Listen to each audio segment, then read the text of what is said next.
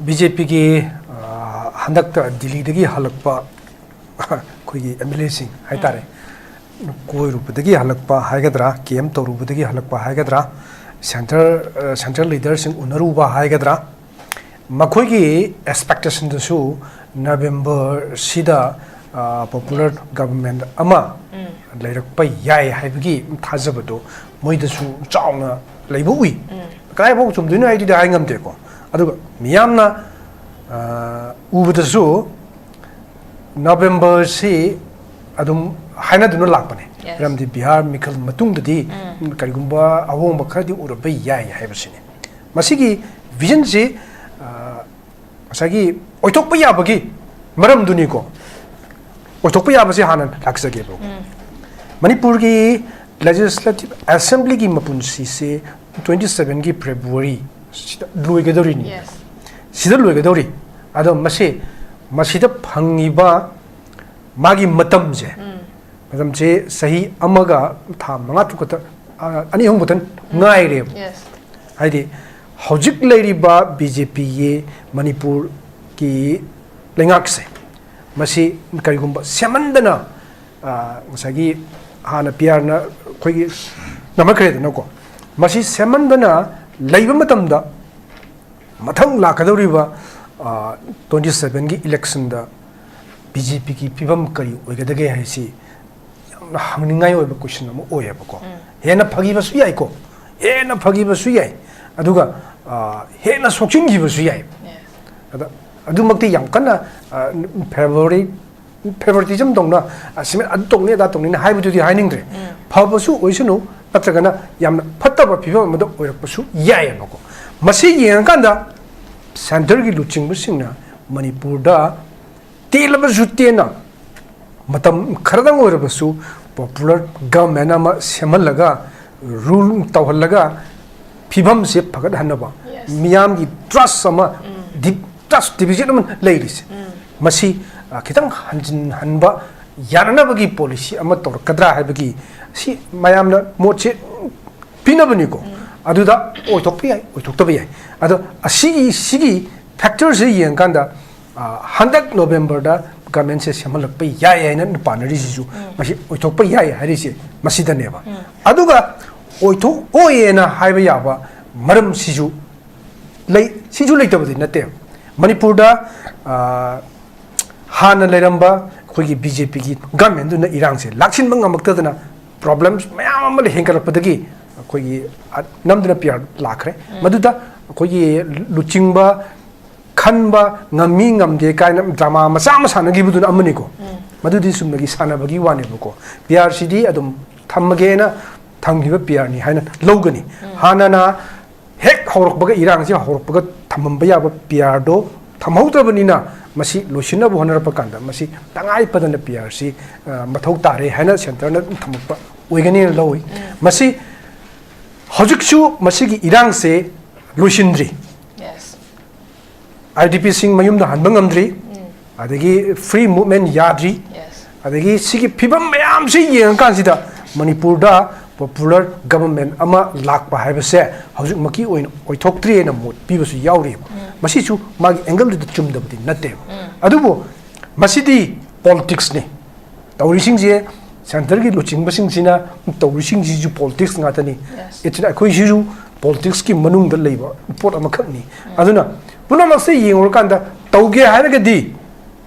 moi di election sobiate mi sigera hingera adege kai taugera toroira election sobiate power pai dia dia habigi wakhalon sidi political party khuding makta leigane abako aduna madu yeng kanda masi oithokpa yabra habigi question sini laise oithokta bududi hojik November manungni thakai chanjila kadore masi sida November tha phaugi manung sida karigumba picture amadi soidana uraba yai madu se oza Hemchandra dalakchi oza mamangda muk khoigi government leramba batam na muk khoigi matik chadre government se matik chadre resign to government se khoigi tupsalo habegi pot PR pambagi pota khoi hai ki bedun mar kanda batam khara leraga PR lenga se lakki bani PR lenga la amatung da muk PR lenga sina torok ꯇꯧꯔꯛꯀꯗꯕ ꯊꯕꯛꯁꯤꯡ ꯑꯩꯈꯣꯏꯒꯤ ꯇꯧꯔꯛꯀꯅꯤ ꯍꯥꯏꯕ ꯊꯕꯛꯁꯤꯡꯁꯦ ꯑꯃꯨꯛ ꯌꯥꯝꯅ ꯐꯖꯅ initiative ꯂꯧꯔꯀꯥꯟꯗ ꯌꯥꯝꯅ effective ꯑꯣꯏꯅ ꯊꯕꯛꯁꯦ ꯇꯧꯔꯛꯇꯕꯗꯨꯅ ꯃꯔꯝ ꯑꯣꯏꯔꯀꯥꯟꯗ ꯄ꯭ꯔꯖꯥꯁꯤꯡꯅ ꯑꯃꯨꯛ ꯄꯤ ꯑꯥꯔ ꯂꯩꯉꯥꯛꯁꯦ ꯑꯃꯨꯛ ꯄꯥꯝꯗ꯭ꯔꯦ ꯄꯤ ꯑꯥꯔ ꯂꯩꯉꯥꯛ ꯂꯣꯏꯁꯤꯟꯕꯤꯔꯣ ꯄꯣꯄꯨꯂꯔ ꯒꯚꯔꯟꯃꯦꯟꯠ ꯑꯃꯈꯛ ꯑꯃꯨꯛ ꯁꯦꯝꯕꯤꯔꯣ ꯍꯥꯏꯕꯒꯤ ꯗꯤꯃꯥꯟꯁꯦ ꯑꯃꯨꯛ ꯇꯧꯔꯒ ꯂꯥꯛꯄꯅꯤ ꯕꯠ ꯍꯧꯖꯤꯛ ꯑꯩꯈꯣꯏꯒꯤ ꯅꯕꯦꯝꯕꯔ ꯊꯥꯗ ꯁꯦꯝꯒꯅꯤ ꯍꯥꯏꯕꯒꯤ ꯄꯣꯠ ꯑꯃꯈꯛ ꯂꯩ ꯃꯁꯤ ꯏꯐ ꯀꯔꯤꯒꯨꯝꯕ ꯁꯦꯝꯃꯒꯅ ꯍꯥꯟꯅꯒꯤ ꯂꯩꯉꯥꯛ ꯑꯗꯨꯒꯨꯝꯅ ꯀꯔꯤꯒꯨꯝꯕ ꯊꯕꯛ ꯑꯃꯠꯇ ꯇꯧꯕ ꯉꯝꯗꯅ ꯍꯥꯏꯕ ꯇꯥꯔꯦ ꯑꯩꯈꯣꯏꯒꯤ ꯄ꯭ꯔꯖꯥꯁꯤꯡꯅ ꯄꯥꯝꯕ ꯊꯕꯛꯇꯣ ꯇꯧꯕ ꯉꯝꯗꯅ ꯑꯃꯨꯛ ꯂꯩ ꯇꯥꯔꯒꯗꯤ ꯃꯁꯤꯗꯅ ꯀꯔꯝꯕ ꯁ꯭ꯇꯦꯞ ꯑꯃꯨꯛ ꯂꯥꯛꯀꯗꯕ ꯃꯁꯤꯗꯗꯤ ꯑꯩꯈꯣꯏ ꯒꯚꯔꯟꯃꯦꯟꯠ ꯁꯦꯝ ꯇꯥꯔꯒꯁꯨ ꯑꯩꯈꯣꯏ ꯍꯥꯟꯅꯒꯤ ꯐꯤꯕꯝꯗ ꯑꯃꯨꯛ ꯍꯟꯖꯤꯜꯂꯛ ꯇꯥꯔꯒꯗꯤ ꯃꯗꯨꯁꯨ ꯑꯗꯨꯝ ꯀꯥꯟꯅꯗꯕꯒꯤ ꯄꯣꯠ ꯑꯃꯈꯛꯁꯨ ꯂꯥꯛꯇꯣꯏꯅꯤ ꯍꯧꯖꯤꯛꯀꯤ ꯐꯤꯕꯝꯁꯤꯗ ꯑꯣꯖꯥ ꯀꯃꯥꯏꯅ ꯊꯝꯕꯤꯅꯤꯡꯉꯤ ꯍꯧꯖꯤꯛ ꯑꯣꯏꯔꯤꯕ ꯐꯤꯕꯝꯁꯤꯗ ꯍꯥꯏꯇꯥꯔꯦ ꯑꯩꯈꯣꯏꯒꯤ ꯄꯤꯄꯜꯁꯤꯡꯁꯤ ꯉꯥꯎꯔꯦꯕ ꯀꯉꯥꯎꯅꯔꯦꯕ ꯍꯥꯟꯅ ꯏꯔꯥꯡꯁꯤ ꯍꯧꯔꯛꯄ ꯄꯣꯄꯨꯂꯔ ꯒꯚꯔꯟꯃꯦꯟꯠꯁꯤ ꯂꯩꯔꯤꯉꯩꯁꯤꯗ ꯃꯤꯌꯥꯝꯅ ꯍꯥꯏ ꯉꯁꯥꯏꯒꯤ ꯅꯈꯣꯏ ꯏꯔꯥꯡꯁꯤ ꯂꯣꯏꯁꯤꯟꯕ ꯉꯝꯗ꯭ꯔꯦ ꯐꯝ ꯊꯥꯗꯣꯛ ꯄꯤ ꯑꯥꯔ ꯂꯩꯕꯅ ꯍꯦꯟꯅ ꯆꯨꯝꯃꯅꯤ ꯍꯥꯏꯅ ꯍꯥꯏꯕꯅꯤ ꯃꯇꯝꯗꯨꯗ ꯃꯤꯌꯥꯝꯒꯤ ꯋꯥꯈꯜꯂꯣꯟꯗ ꯂꯩꯕꯁꯤ ꯄꯤ ꯑꯥꯔ ꯂꯩꯔꯒꯗꯤ ꯌꯥꯝ ꯊꯨꯅ ꯉꯁꯥꯏꯒꯤ ꯏꯔꯥꯡꯁꯦ ꯁꯣꯜꯕ ꯇꯧꯒꯅꯤ ꯍꯥꯏꯗꯤ ꯆꯞ ꯆꯥꯕ ꯐꯣꯔꯁꯇꯣ ꯁꯤꯖꯤꯟꯅꯔꯒ ꯂꯥꯛꯁꯤꯟꯅꯕ ꯍꯣꯠꯅꯔꯛꯀꯅꯤ ꯍꯥꯏꯅ ꯄꯥꯕꯅꯦ ꯑꯗꯨ ꯍꯧꯖꯤꯛ ꯑꯃꯨꯛ ꯄꯤ ꯑꯥꯔꯁꯤ ꯂꯩꯔꯦ ꯄꯤ ꯑꯥꯔꯁꯤ ꯂꯩꯔꯀꯥꯟꯁꯤꯗ ꯃꯤꯌꯥꯝꯅ ꯑꯦꯛꯁꯄꯦꯛ ꯇꯧꯕꯗꯣ ꯑꯗꯨ ꯌꯧ ꯉꯝꯗꯕ ꯍꯥꯏꯇꯥꯔꯦ ꯑꯗꯨ ꯌꯧꯗꯕ ꯑꯗꯒꯤ ꯍꯦꯟꯅ ꯐꯤꯕꯝ ꯁꯣꯛꯆꯤꯜꯂꯛꯄ ꯍꯥꯏꯇꯥꯔꯦ ꯍꯧꯖꯤꯛ ꯍꯦꯟꯅ ꯁꯣꯛꯆꯤꯜꯂꯛꯄ ꯍꯥꯏꯔꯤꯁꯤꯅ ꯏꯔꯥꯡꯁꯤ ꯈꯔ ꯃꯈꯩꯗꯤ ꯅꯦꯝꯊꯅ ꯎꯔꯦ ꯕꯠ ꯁꯤꯒꯤ ꯂꯝꯗꯝꯁꯤꯒꯤ ꯁꯦꯟꯃꯤꯠꯂꯣꯟ ꯑꯗꯒꯤ ꯂꯝꯕꯤ ꯊꯣꯡꯒꯤ ꯐꯤꯕꯝ ꯏꯠꯅ ꯑꯦꯚ꯭ꯔꯤꯊꯤꯡꯁ ꯂꯣꯏꯅꯃꯛꯁꯦ ꯑꯩꯈꯣꯏꯁꯤ ꯁꯥꯊꯤꯅ ꯁꯣꯛꯄꯒꯤ ꯐꯤꯕꯝ ꯑꯃꯗ ꯂꯩꯔꯦ ꯑꯗꯨ सिबाउदा मोइकी कुकी हाइतारेने मोइकी लालौबसिंगी सुद लेरिबसिंगसिगी strategy the हजुकजु हंदे ngaraanga nahan-gasi makoi Delhi da MIC ga wari sabani adugi report se adum ngasi di adum yaunarani wari sabadu da makoi gi demand si assembly leiba territory ma union territory ma adum demand to moi sungong hongde adubo MIC gi makai de de eken misrana madu hajuk parliament government sigi willingness leite na phongdoi masi amang na zu high grab amakangni adubu hanjin sum high leibusina sagi kai werkadagi haibadugi nungnang baduni ada miyam si sigumba phibam si da ngorok panina kangaunara panina kai na phagadagi haibusine hajuk yengai si PR lerpak si da hina hena phagadrain khalubadu oiraktrabunina sidi miyamgi awaba sidi miyamgi mihutching semba government do leiragadi madune hena chumgadra moina hena ubigadra haibagi wakhallon amkhak feel tawreba aduna maramuragdeneba hojik khoigi PR se lauthoga hojik popular government am sembiro haina miyamna hairisi masidani aduga khoigi MLA sing haitare ruling the lady ba khoigi coalition the lady ba sigi alliance the lady ba MLA sing sinasu sembadi am semninge di kari haini moina gi miyam gi apam sisu moju ui aduga miyam ki bagi mami amsu adum tai adum sigi pibam miyam ju urakan sida makoi government si semninge hojik oiri ba pibam sidi makoi gi wina ti yam sathi ba haitare na ko koilas matakta punbasan nga manaram ada makoi ji miyam nungsibadagi miyam gi apam adu yenga government si sembiu haina moi taknari bra natragana moi ji koilas matakta punbasan nga manabadagi upai lektadana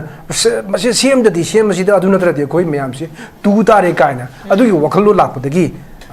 sem na basi honari bra sineba hojik leirese hojik bihar mikal se loshilaka dore that 11 da final last koi final phase haitare ani suba phase se that 11 da pangtho kan sidadi kaigumba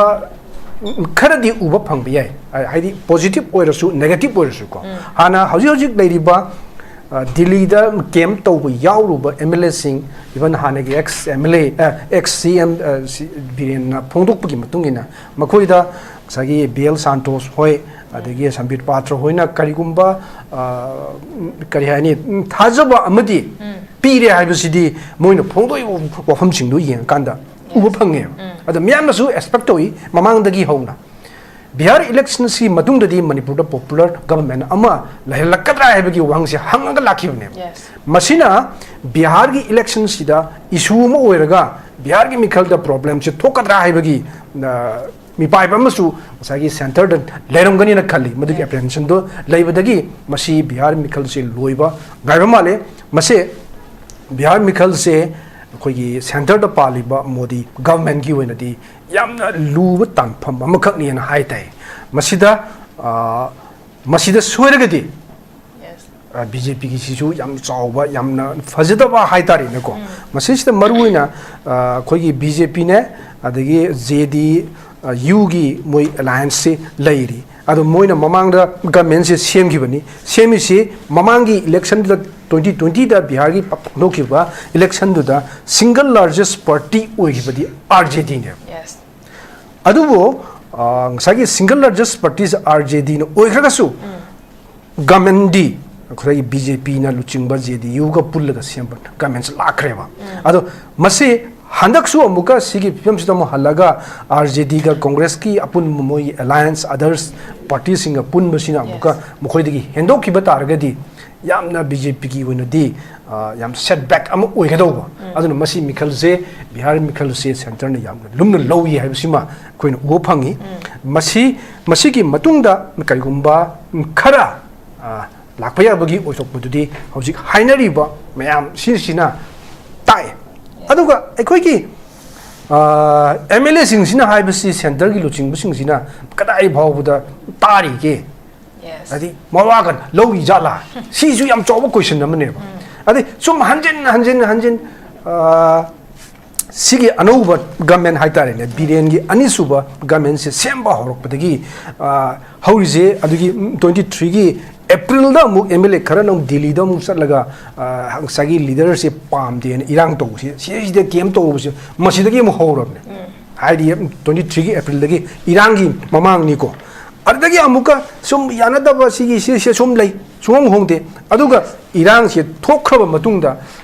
sagi sahi dumaki haidi 23 gi September da amuka Delhi da muk chatlaga mosi irang loshin bi oine irang amuk to ru re moigi popular government se laina moina kaim tong ngamdre Delhi da lotion biro and haidi somda 355 chanai chanati somda gi lokthoi ka du loksil len tong nobagi problem si laisina moi kaim tong ngamdre haibne masigi phibam sida suneba miyam har ki bije noi kaim ta tobang ngamdragadi pham thado PR le hello har ki bidu aduna ne aduna PR se mo phatre pamaktre masigi thabo kutau si yanungdre hairak panina amuka government se semo hayone aduna hanjin sumaina muk masagi leader si pamdena amuka asomda kem tawruba adagi amuk irang marksida amuka irang si horpoi matakda si amuka loshin bi oina amuk kem tawruba adagi masigi matung sida amuka handaki sahi sida amuka kayarak noba moina chendana somda kem tawne amuk chali semduri ni yanade miyamna tawda yengda ware miyamna syamna wara sinadi center gi luching basing dunadi mogoi hi lakpa sing du kari nen urang mudoge sine khan bada ikai bo phaw haitare khoi gi luching basing ni khoi gi mute sing ni kai haibada ko ikai rak pa haitare aduguma pibam duni aduga mamang da chatki ba purpose sing duga handaki latest came to lukhi ba adugi purpose duga ani sidi amuka kitang manadre bo ko hanadi sagi luching basi oini moi mangatru sisina luching basi oini tongnaramni adu handakti tokhrakanda makhoi MLA kunmanga mukti chammanana chatlaga BL Santos hoi adagi sambit patra hoi unari ada makok thongba MIC gi kari unaba ngamaktraga su makhoi unabadu yam phare lowi maramdi sum to silla mina sum Delhi da lak na kiem to na masi sida kai to bo jali khangde koi jali ra kiem to jali ra adagi somda yam haning da bai haitare ko adugum ba piom duida moi lak basi Delhi gi leiri ba khoi gi luching ba sing haitare ne sina ka mawa ka lorom do man de ba la moi la ye la su kai no kai moi la kai do hai na muk suni noi Sini problem solun natra di FIR pala phani haibadi starter flight am wire ga chinthom ki dunia aduna smaina kem tong no bagi mawong sidi yam ikai ningai oi tauge haraga popular su khoi gi majority su leiri ni chalo mo khoi gi luching ma putho conscious oi ba luching ba ma yena da ba ma putho ga akhoi si leire haina governor da stack claim to yes aduda governor na yadadana natraga center na ki advice talkna yadadana kain tongam de haitati kota salo yes thengnaro adongam somte yaute adagi ngalarga min mu hangaga ama mu khumni adagi ama mu haini makoi machine manadabagi singdo am ko loin uthoi somdana khogi MLA mana haire ming paningde karigumba November thasi phaugi manungda sarkar se semdragadi sagi ex ko nupa mukhogi luching manina hairga somda governor da semna claim tawni hai aduga mukhogi luching mani hairiba nupa dugi atopa speech samadana madi kaim khangde no phongdoi sini adigi amuk ngarangi chief minister gi omising na hangba matek haitare omising na yeng si sida issue si maruina miam gi mind le stuck torga le issue si omising na uye mian pamisi yes IDPC ju achobam khangni mian pamisi lenga am lakpa maduda kari haiba kari torok ba haiba si miam yam khangning eba masi yeng ga ne ba khogi permission na hangna bo honari ba takshin na bo honari si madu ne ko madu hanganda magi wina di yam mayik seng na hare popular government ma semak pa bagi oitok padudi central gi luching basing sina high bagi matungina adugu dudi masu lere demand do masu yare adubu individual kanagum sing da sogol laga magi luching bo hen gani high bagi matang dumati ma wangang ning di haibani seng na de adun city manung bam ju thokte aduga akoi haidi national party ki mingda MLA moibagi hak to loina compromise tok thokanu haibani da tahum thokudo tau haibani da yare phare toro yamna haibatai akoi sidi national party ni aduna heta khoi swai da pangtok do ya banate haibana chingba ko hoi pangtok do haibana te constitution gi manung du da rules tu gi manung du da tahum thokudo tau haibane ba yamna harisi adune ba adudane ba problem sidi adu miyam nama hai moi nama hai tawgi mong lai si masidane hauji hainingi di irang si hauji khar nemthari ena pare haidi nongbai kapsel laktre ada si par kan sida sarkar si semge hare ga su sengnadi semalakpada ngamgine badu ngamgine di si nongbai kapai ba kangbu si kanano kanana control to rige si ida ilai ba mi using ba ko no ubo fam kan si do hey hai ba da to kine ba si lan manung da mikhal pangthok pada mikhal manung da nong tek abakte loire si da raj sabha gi sorry lok sabha gi mikhal pangthok ki matam da kan to de ba to hai ba to pangbu ne ba to hai ba to kan ne ba si su to hai da ba gi wa ne ba hoi wari di sisida moi community ani gi marakta thokba conflict ni haiyeba apparently adu ina uhanba aduga tawriwa posina kari nu haiduneba koida chamam na reiba haiba ya ba haira kansida law ya ba law kansida kanabam gangdana ngasi phau leirisi adune se lan adu kanna songrei manung duida mikhal pangthokpadi ngammaga lan nemdhar aba nongmai kannadraba sigi matam sisida sarkar se namadi kari yaroi daino yes hoi matang saba chadabududi adudi mai magi moni yam piningai laikre hauji IDP sing mai han ba yabra adagi mitai sing chathok chasin ta free order bra yadri si matam si sarkar sembam matang sade hai basisu adum hai ba ya chahan ge haragadi sisu control ga sai hagi duneba sigi controlling authority se kanan werige se aduna to ge haragadi matang sai haibidusu sade haibidusu loina mak compromise to yane adu tawdabagi wani adu tawbu tawge hargadi adu kari no miyang ya pamasu yenga torop yai matang sade haibisu musu khoi adum yai aduga matang saba haibasi karamba matam da saga dawino haibasi madi siju hangoi dabagi madam di leite karam matam da sadoino sisi di demand se separate administration pidri bawbuda mukoi di handoina leigreba sisi separate administration pirakanda matang sai haiduri raba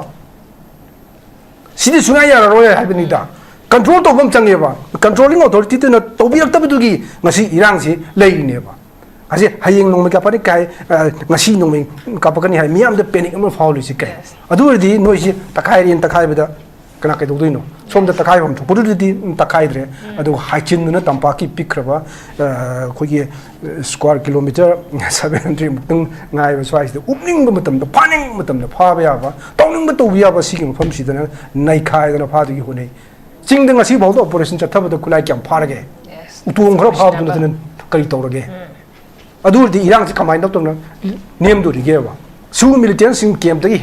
hendo handa ba ngam ma bra ba adu sing ngam de loi free da do ga le ga irang nemdri sarkar semba ya khyo ya hai tar kadi adu di to gen to ne na hai ning e adu di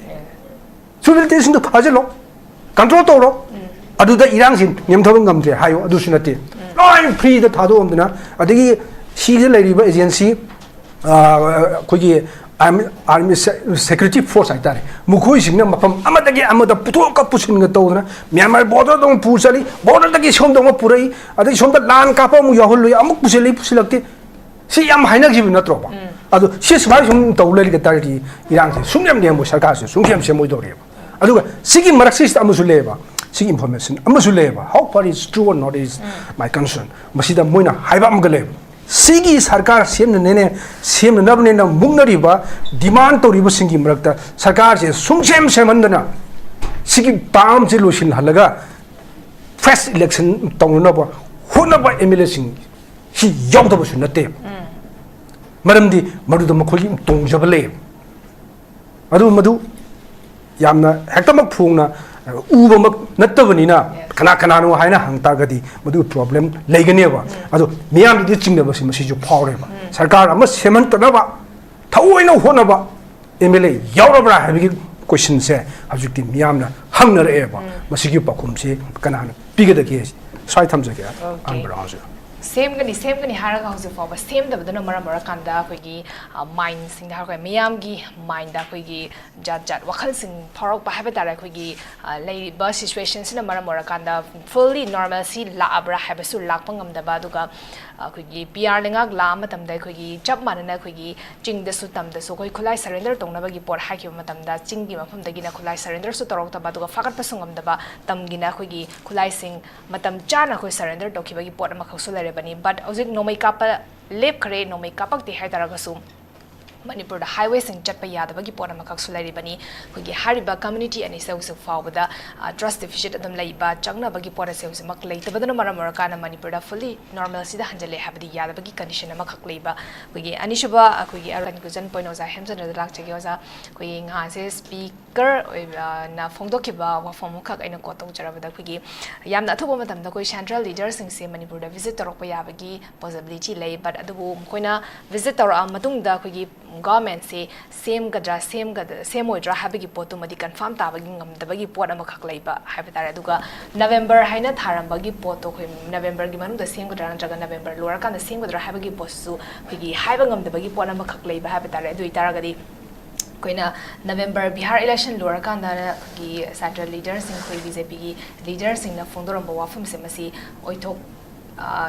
possible oidaba yabagi pot ama khak leiba better condition ama khak leiba but adu phongdorai ba leader sings na so khoi phongdorok pa statement sings su kitang manadabagi pot ama leiba aduna loishalakpada khoi popular government khoi miyamna ngainari ba popular government se ozagi expectation da mase stem kani na khani bran jagana if kari gumba sem da taraga de khoi atopa leader amna phongdok da so mase assembly dissolve tora ka da khoi fresh election ama pangthok pana faradra habagi pot ama khoi phongdok tabdi na tesam kamai thamini ga zalo shala point masih tam sulit ra BJP ki handak ta Delhi dagi halakpa koi MLA sing hai tare koi rup dagi halakpa hai gadra KM to rup dagi halakpa hai gadra central leaders sing unaru ba hai gadra makhoi ki expectation da su November sida popular government ama lairak pa yai haibagi thajabado moidasu chauna laibu ui kai bo chum dinu ai di ai ngam te ko aduga miyamna ubadasu November si adum haina dinu lakpane ramdi Bihar Mikhal matung dadi karigumba awong bakhadi urabai yai haibasini masigi vision si masagi oitok pa yabagi maram duni ko oitok pa yabasi hanan laksage bo manipur ki legislative assembly ki mapunsi se 27 ki February lui ke dori ni sida lui ke dori ado masida phangiba magi matam je sahi amaga tha manga tukata ani hong butan ngai re haidi hojik leiriba BJP ye manipur ki lengak se masi karigumba semandana sagi hana PR na khoi namakre na ko masi semandana leiba matamda mathang lakadoriba 27 gi election da BJP ki pibam kari oigadage haisi yamna hangningai oiba question am oyeba ko hena phagiba su yai ko hena phagiba su yai aduga hena sokching gi su yai ada adumakti yam kana favoritism dongna asime adongne da tongni na haibu di hainingre phabasu oisunu natragana yamna phattaba pibam mado oirakpasu yai noko masi yengkanda center gi luching busingna manipur da telaba jutena matam kharadang oirabasu popular government ama semalaga rule tawhallaga pibam se phagat hanaba miyam gi trust sama deep trust division man ladies masi kitang hanjin hanba yarana bagi policy ama tor kadra habagi si mayamna moche pinabani ko aduda oitoktabi ado sigi factors yengkanda handak November da government se semalakpa yai na panari sisu masi oitokpa yai harisi masida neba aduga oitok oyena haiba yaba maram sisu leitabadi nate manipur da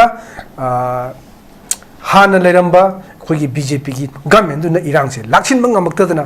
problems mayam amal henkarapadagi khogi namduna PR lakhre maduda khogi luchingba khanba ngami ngamde kaina drama macha masana gi buduna amani ko madudi sumnagi sanabagi wane buko PRCD adum thammagena thanghiba PR ni haina logani hanana hek horokbaga irang se horokbaga thamamba yaba PR do thamhautrabani masi loshina bu honara pakanda masi tangai padana PRC mathau tare haina center na thamukpa oigani loi masi hojiksu masigi irang se loshindri IDP sing mayum da hanbangamdri adagi free movement yadri adagi sigi pibam mayam si yengkan sida manipur da popular government ama lakpa haibase hojik maki oithoktre na mot pibasu yauri masi chu magi angle de chumdabdi natte adubo masidi politics ne tawrising je center gi luching basing sina tawrising ji ju politics ngatani itina khoi ji ju politics ki manung da leiba pot ama khakni aduna punamak se yengor kanda tawge hairagadi moi di election sobiate mi sigera hingera adege kai tawgera tawroira election sobiate power pai dia di habigi wakhalon sidi political party khuding makta leigane abako aduna madu yengkanda masi oithokpa yabra habigi question sini laise oithokta bududi hojik November manungni thakai chanchila kadore masi sida November tha phaugi manung sida karigumba picture amadi soidana uraba yai madu yengminna sina smai thamse okay yam nungai se oza homona so yam phasana su thambi krai ko gi hojik November ngasi date 8 yorobani madu November gi first week loshale but adubu haftani lady masida ko gi government system ak prastemak tabra habadi as a prezamo ina ko gi miyam sina yeng da bagi damak su ngar ga su leiba ha tare prezam yam na khorang na ngar ga leri bisu government ni but adubu masi semak pangam gani ngamoi na tragana system ka tra semoi dra habagi posi de hosu fa haiba ngam da masi se prezamo ina ko gi leaders na su semak pa yabagi possibility leiba gi wafun da thamani na masi ko na su yeng ba tari